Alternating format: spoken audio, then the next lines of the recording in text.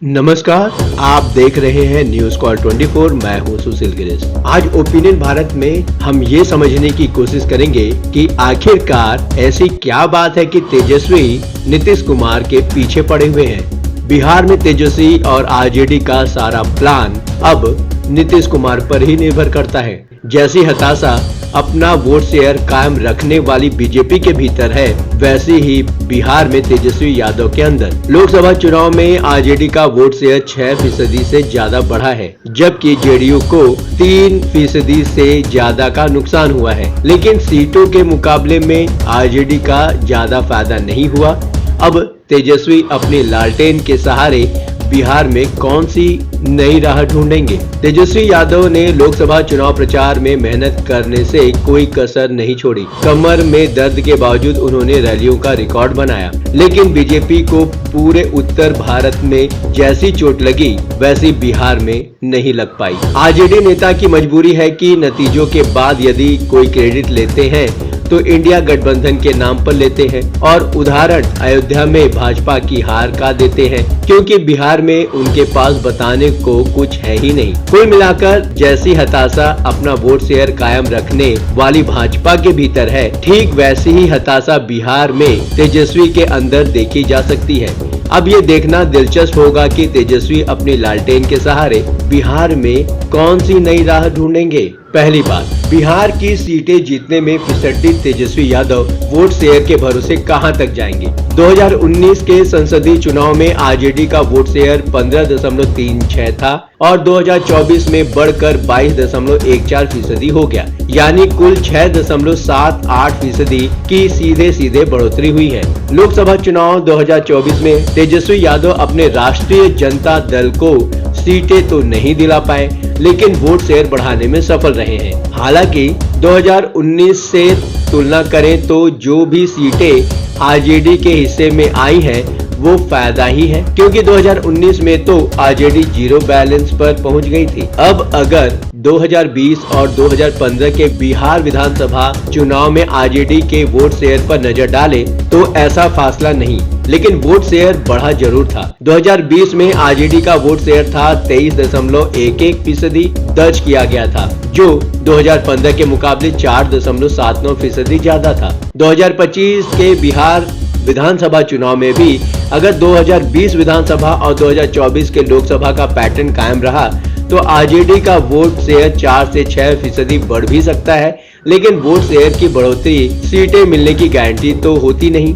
दूसरी बात, पड़ोस में अखिलेश यादव कम वोट शेयर के बावजूद जीत का बेहतरीन स्ट्राइक रेट दिखाते हैं। तेजस्वी यादव ने बिहार की 40 में से 23 लोकसभा सीटों पर आरजेडी उम्मीदवार उतारे थे, जबकि कांग्रेस के हिस्से में 9 सीटें आई थी और आरजेडी महज 4, जबकि कांग्रेस 3 सीटें जीतने में सफल रही। स्ट्राइक रेट के हिसाब से देखें तो बिहार में कांग्रेस का प्रदर्शन आरजेडी से बेहतर रहा। मुस्लिम वोटों को लेकर आरजेडी और कांग्रेस में प्रतियोगिता हो सकती है, लेकिन तेजस्वी यादव के प्रदर्शन की तुलना में तो उनकी तरह ही MY समीकरण वाली राजनीति करने वाली समाजवादी पार्टी के नेता अखिलेश यादव ज्यादा अच्छा होगा। अखिलेश यादव यूपी में 62 सीटें अपने पास रखे थे और कांग्रेस के हिस्से में 17 सीटें छोड़ी थी। यूपी में बीजेपी के सपनों पर पानी फेर देने वाली समाजवादी पार्टी ने 37 सीटें जीत ली हैं और कांग्रेस भी 6 सीटों पर फतह हासिल की है। अखिलेश यादव के साथ तेजस्वी यादव जैसा तो नहीं,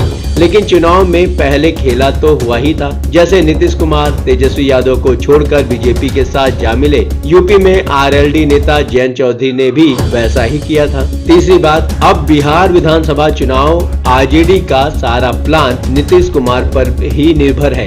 लोकसभा चुनाव में नीतीश कुमार की जेडीयू का प्रदर्शन 2019 जैसा तो बिल्कुल नहीं है। 2019 में जेडीयू ने 17 सीटों पर चुनाव लड़कर 16 सीटें जीती थी, लेकिन इस बार 16 सीटों पर चुनाव लड़कर 12 सीटें ही जीत पाए हैं, जो बीजेपी के बराबर है। बिहार में बीजेपी के बराबर सीटें जीतने के साथ ही नीतीश कुमार इसलिए किंग मेकर बन गए क्योंकि बीजेपी देश भर में 400 पार की कौन कहे, अकेले दम पर बहुमत के लिए 272 जरूरी सीटें भी नहीं जीत पाई है।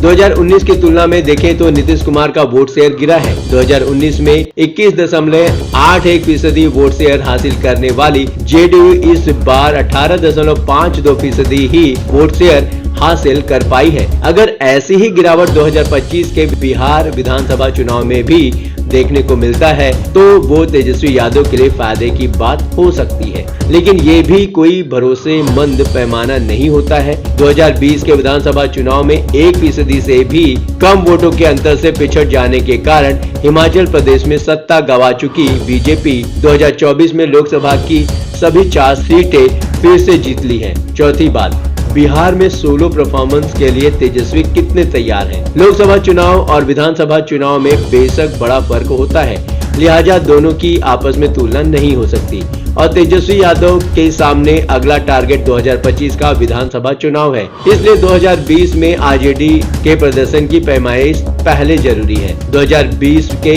बिहार विधानसभा चुनाव में आरजेडी बहुमत से भले ही चूक गई हो, लेकिन तेजस्वी यादव के नेतृत्व में पार्टी ने बेहतरीन प्रदर्शन किया था और सीटों के मामले में नंबर 1 राजनीतिक पार्टी बनकर उभरी थी। आरजेडी को 75 विधानसभा सीटें मिली थी। फासला तो एक ही सीट का था, लेकिन बीजेपी दूसरे नंबर पर रह गई थी, जबकि जेडीयू तीसरे नंबर पर पहुंच गई थी। लोकसभा चुनाव से पहले तेजस्वी यादव ने फटाफट ही सही, लेकिन बिहार का दौरा भी किया था और चुनाव कैंपेन के दौरान भी कमर में बेल्ट बांधे और व्हील चेयर पर देखे गए। बिहार में नौकरियां देने और जाति जनगणना कराने का क्रेडिट लेने की भी पूरी कोशिश की, लेकिन उन सब का कोई चुनावी फायदा तो नहीं ही नजर आया है। बिहार विधानसभा चुनाव 2025 को लेकर कोई नया प्लान हो तो अलग बात है, लेकिन वोट शेयर बढ़ने के बाद भी अगर विधानसभा सीटों का नंबर सबसे ज्यादा नहीं आता तो सत्ता पर काबिज होना संभव नहीं होगा। पांचवी बात, राजद के लिए महज कांग्रेस का साथ नाकाफी है। लोकसभा चुनाव 2024 में लालू परिवार के कई रिजर्वेशन आरजेडी के प्रबंधन में आड़े आए दिखते हैं। तेजस्वी यादव ने कई वीडियो रिलीज किए हैं जिसमें वो तेजस्वी यादव के साथ कभी कभी तो मछली तो कभी कभी कुछ और खाते देखे गए, लेकिन मुकेश सहनी न तो अपने हिस्से की 3 सीटें जीत पाए, न ही अपने प्रभाव वाले इलाके में इंडिया गठबंधन के लिए मददगार साबित हुए। ऐसे 2 मामले सामने आए जिसमें ये रिजर्वेशन साफ साफ नजर आ रहा था। सबने देखा कि किस तरह पप्पू यादव और कन्हैया कुमार के रास्ते में लालू परिवार दीवार बनकर खड़ा हो गया। कांग्रेस कन्हैया कुमार को बेगूसराय से चुनाव लड़ाना चाहती थी, वो खुद भी वहीं से तैयारी कर रहे थे, लेकिन लालू यादव और तेजस्वी यादव की जिद के कारण कांग्रेस को दिल्ली से उम्मीदवार बनाना पड़ा। ये जरूरी तो नहीं कि कन्हैया कुमार बेगूसराय से इस बार चुनाव जीत ही गए होते, लेकिन 2019 की तुलना में बेहतर प्रदर्शन कर सकते थे। 2019 में कन्हैया कुमार बेगूसराय सीट पर बीजेपी के गिरिराज सिंह से चुनाव हार गए थे, लेकिन पूर्णिया में पप्पू यादव की जीत ने नई मिसाल कायम की है। तेजस्वी यादव ने पूरी ताकत झोंक दी, लेकिन पप्पू यादव का बाल भी बाका नहीं कर पाए। आरजेडी उम्मीदवार बीमा भारती तीसरे स्थान पर रह गई। अगर तेजस्वी यादव को वास्तव में बिहार के मुख्यमंत्री की कुर्सी पर बैठना है तो बड़ा दिल दिखाना होगा, वरना नीतीश कुमार का साथ मिलने के अलावा कोई और चारा नहीं बनता। लेकिन मुश्किल ये है कि नीतीश कुमार जिस तरह दिल्ली में बीजेपी के साथ खड़े हैं, लगता नहीं कि वो इतनी जल्दी पलटी मारने वाले हैं। आप अपनी राय हमें कमेंट के माध्यम से भेज सकते हैं। अभी तक आपने हमारे इस चैनल को सब्सक्राइब नहीं किया है तो कृपया इस चैनल को सब्सक्राइब करें, फॉलो करें और नोटिफिकेशन में जाकर ऑल का ऑप्शन दबाना बिल्कुल भी न भूलें। नमस्कार।